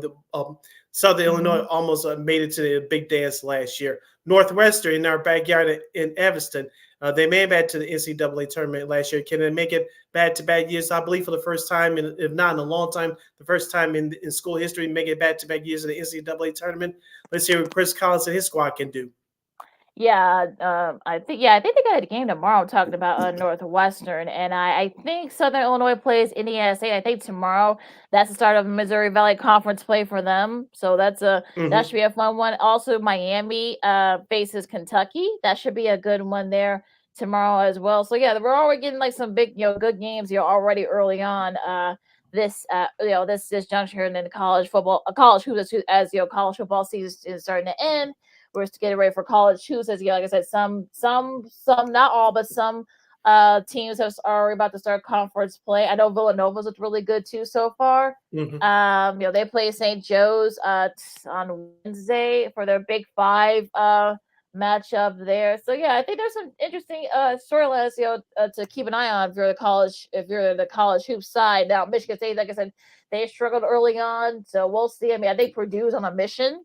I know if you heard Zacky's comments, like they're laser focused and they're ready to go. So yeah, it should be fun coming up in this next one before conference play starts for the most of the main conferences anyway. And also too, hopefully Juwan Howard in Michigan can have a strong start to the season and get back to the dance. I ain't forgot about you, Juwan. Chicago's very own. Yeah, lots of stuff on the Memphis. I think they were in Charleston for that one of the holiday tournaments there. I know they had a pretty rough showing there too. So yeah, I mean, like I said, I think there's still plenty of time for some of these teams. Have had like rough starts to kind of get it going. So yeah, it's gonna be very interesting to see what some of these teams do. We'll keep, like I said, we'll talk more college hoops, I guess, now that especially with like I said, college football ending and college hoops about to get into full gear. So should be interesting. Yes, it should be interesting. You're listening to Second City Sports on Sports Zone Chicago, the Monday edition. Sid Lakina here with us. We wrap up the program for today. Lakina, any last minute thoughts before we have the abbreviated edition of Old School TV Monday? I mean, a lot of offense in hockey, and I think there were like 12, like on Saturday, like 12 teams won road games. So on Friday or Saturday, I think that's kind of crazy how that kind of played out there. But I mean, the Hawks, I mean, they actually had a little bit of effort. I know some of Corey Perry. We will get into that because that's like I said, Google's your friend there. But the Blackhawks have actually looked okay the last couple of games. I know, they haven't won, but we're not really expecting them to do anything. So I think as long as Connor Bedard's getting better, some of the guys around him are actually been pretty good too. So I think for me, I think that's really what I'm looking for with the Blackhawks. That's just me. Yeah, like I said, Corey Perry is going to be out for the rest of the year with a serious injury. You mentioned their last two games. I know they lost a tough one to the Blues yesterday, 4-2. But the Black Friday game against Toronto, they swept. I think it's the first time in a long time they swept. They swept the Toronto Maple Leafs, their original 6 opponent. They beat them in overtime on Friday. So this is what you're going to expect from a young team for the Blackhawks this year. I know that we talked about before the season started that they'll have a couple more prospects they're expected to make their debuts at some point this year. But the foundation has really started with the Chicago Blackhawks hockey team. And they still have a long way to go. But unlike last year where you didn't have anybody, you have somebody to look forward to watching. That's Connor Bedard. And I'm sure Toronto's very happy they don't have to play them anymore. So yeah, I think I'm sure they're fine with that. So yeah, so yeah, I mean, like I said, the NHL, I know they're in full swing too. So I know that yeah. So like I said, we'll see what happens with some of the games. Like I said, we'll talk more about that as the season goes on. Hockey, I mean. All right, let's wrap up today's show by doing around this time we're gonna do an abbreviated edition of Old School TV Monday. Lakina, let's go back to the era of the 1980s first run syndication. We'll salute the city of Philadelphia and salute the Old School TV sitcom Bustin' Loose. That's right. You remember the movie? Yes, I do. Back in 1981 with Richard Pryor. This TV show starring Jimmy J.J. Walker was based off the 1981 film. The show ran in first-run syndication from September 19th, 1987 until May 28th, 1988. Jimmy Walker starred as Sonny Barnes, a former con artist who was caught by the authorities and sentenced to 5 years of community service. He was placed in the home of a social worker, Mimi Shaw, who lived with 4 orphans, Rudy, Trish, Nikki, and Sue Ann. Sonny lived in the basement and worked around the house doing odd jobs. Meanwhile, the kids all loved listening to Sonny's often exaggerated tales. And in every episode, Sonny Barnes tried to pull the scheme to help make money. Yeah, that was hilarious. But that was hilarious. Yeah, well, the movie was good. I mean, the series was okay. It had its moments, but yeah, I think for me, like I'm trying to remember like a episode that kind of stood out. But yeah, I remember the theme song. It was actually pretty catchy, and yeah, it came on I think in about like 3:30 or 4 o'clock whenever on WGN, whenever there was no Cubs game. So that was actually that was actually during the springtime. So that was actually pretty funny. But it only lasted, I think, like 2 years, I think. One season. One season. Yes, one season. Oh, yeah, it might be like half a season. But yeah, I mean, but it was okay for what it was. Like I said, it was actually pretty catchy. Like I said, it was definitely like the movie was better than the TV series. But at the same time, though, I'm glad they actually did it just to kind of see like, okay, this is going to be an interesting. Of course, it was actually Jimmy Walker's a comeback attempt. Didn't work out, unfortunately. He played Richard Pryor's character in that role. So I mean, it was actually it wasn't too bad. I just wish it kind of if there would have been more character development with the kids and such. I mean, that would it probably would have lasted longer. But it was okay. Not the best TV series, but it was okay for what it was. Yeah, and Larry O. Williams Jr., who played Rudy, the nerdy kid, he was Steve Urkel in terms of the look before Steve Urkel. Yeah, he was definitely Steve Urkel before Steve Urkel was a thing. So that was actually you wondered if that was Jaleel White. Happy birthday to him. I know he just celebrated birthday. Talking about Jaleel. I wonder if Larry O. Williams' character, Rudy, was that sort of loose? Did he get some inspiration from that? So that was actually ended up being okay. But yeah, I mean, Aaron Laura played Nikki Robinson, Tyra Perry played Trish Regan. There were some of the kids, some of the orphans that they took care of, Jimmy's character Slate took care of. But yeah, it was actually it was actually kind of cool, kind of catchy. Like I said, like I just wish it lasted longer, but I can kind of go back to some of those episodes. There's a couple on YouTube, so I can kind of see why the show didn't last long. But like I said, the theme song was pretty catchy, if nothing else. Yeah, and that theme song was done by the Motown group, the Four Tops. Didn't know that. Oh, well, Steelers are new every day on Old School TV Monday. What'd you say? Yes. Oh, you know that either? I didn't know that either until I did my research and I started watching the episodes. I actually did if you follow me on Instagram at SidKid80, someone put up a post like, you remember this TV show? And I read the post like the theme song was done by the late Eugene Levy, who was the lead singer of the Four Tops. Like, that's right, that voice does sound familiar. Yeah, so like I said, it was a catchy theme song. That was done by the Eugene Levy of the Four Tops. And like you say, it was on locally here in Chicago on WGN. And it was picked up on the USA Network at the time in 1989. Mm-hmm. Yeah, they aired it. I think they aired it for like a year on, like 2 years on USA before. I think because the ratings unfortunately the ratings didn't do well here on syndication here in Chicago. They put it on USA. It wasn't very good there either. So that's why the show ended. But yeah, I actually liked a couple of the episodes. Like I couldn't give you an episode out of the top of my head, but I know there was like about 25 or 26, which was back then. It was a long season back then. That's what actually the norm even for syndicated shows. So yeah, but look, I'm glad that we're giving it a little bit of love today. All right, so our Old School TV Monday salute is the 1988 sitcom, the syndication sitcom Bustin' Loose. Lakina, take us home. You can follow my Kingdom McGee on the Twitter, X, and Kingdom McGee on the IG. You can follow yours truly, Sydney Brown, on the Twitter, X, and the IG at SidKid80. Once again, that's SidKid80. That's SIDKID80. That's SIDKID80. Make sure you follow Sports on Chicago on all social media platforms on Facebook, Twitter, X, Instagram, and YouTube. Please subscribe to our podcast at War Media Podcast. That's WARR Media, PODCASTS. We are on all podcast platforms, including that iHeartRadio app. I think I did mention this. Make sure you download that Sports on Chicago app wherever you get your apps. And while you're at it, please give War Media a follow at WARR Media on Facebook, Twitter, X, Instagram, and YouTube. And thank you very much in advance for your support. Like, share, subscribe, and tell your friends. Make sure you catch Second City Sports live in living color every Monday, every Friday from noon to 2 p.m. Central Standard Time, exclusively on Sports Zone Chicago. One more again, as the kids would say. Catch Second City Sports live in living color every Monday, every Friday, live from noon to 2 p.m. Central Standard Time, right here on Sports Zone Chicago. All right. Of course, you can catch Sports on Chicago anytime, anywhere on Roku TV. Just go to the Roku TV app, wherever you get your apps on your respective Play Store. Type in Roku. Type in Sports on Chicago. You can catch our show, Sean and Maya, the Smoke Fellas. What's up, cuz? I know you should be in a good mood tonight if they're doing their show tonight about this Dolphins. But look, you can catch any of the shows anytime, anywhere on Roku TV. All right, Lakina, finish this out. All right, stay warm out there, folks, and be safe. Just be good to each other and enjoy all the sports going on right now. Of course, you got NBA, NHL, college hoops, and so much more. So make sure you guys check it out in that time of year, folks. For Sid, I'm Lakina. This has been Second City Sports on Sports of Chicago, and we'll see you Friday. Da Bears, holla!